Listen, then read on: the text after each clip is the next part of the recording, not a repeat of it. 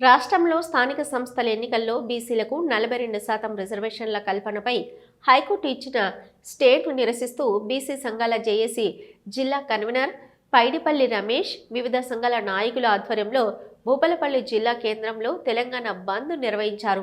ఈ బంద్కు ముఖ్య అతిథిగా ఎమ్మెల్యే గండ్ర సత్యనారాయణరావు హాజరై జిల్లా కేంద్రంలోని హనుమాన్ ఆలయం నుంచి అంబేద్కర్ విగ్రహం వరకు భారీ ఎత్తున ర్యాలీ నిర్వహించారు.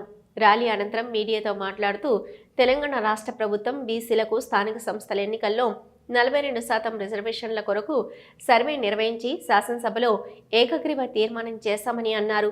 ఈ కార్యక్రమంలో టౌన్ అధ్యక్షులు ఇస్లావత్ దేవన్, సుంకరి రామచంద్రయ్య, పీసీసీ సభ్యులు చల్లూరి మధు, అన్ని సంఘాల నాయకులు, కాంగ్రెస్ పార్టీ నాయకులు పాల్గొన్నారు.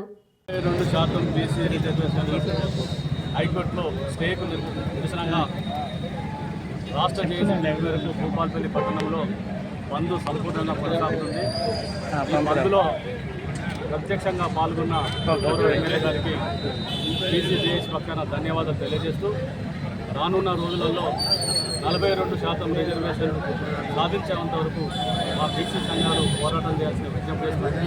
ఈరోజు ఈ యొక్క బంద్లో పాల్గొన్న అన్ని రాజకీయ పార్టీలకు, అదేవిధంగా ప్రజా సంఘాలకు, అదేవిధంగా బీసీ సంఘాలకు, వ్యాపార వాణిజ్య సంఘాలకు సవినయంగా విజ్ఞప్తి చేస్తూ రానున్న రోజుల్లో కూడా మీ మద్దతు మాకు బాగా తీర్మానం చేసి క్యాబినెట్ కూడా రిజర్వేషన్ పాస్ చేసి ఢిల్లీకి పంపితే ఆ ఢిల్లీలో ఉన్నటువంటి బీజేపీ ప్రభుత్వం మోడీ దానికి వంటగాగేటువంటి ఇక్కడ బీఆర్ఎస్ రాజకీయంగా కాంగ్రెస్ పార్టీకి బీసీలంతా ఏకమవుతారని ఒక దురుద్దేశంతో గవర్నర్తో సంతకం చేయనివ్వకుండా, కేంద్రంలో పార్లమెంట్లో బిల్లు పెట్టకుండా, రాష్ట్రపతి ఆమోదం తెలపకుండా బీసీలకు మోసం చేస్తున్నారని సందర్భంగా తెలియజేస్తున్నాం.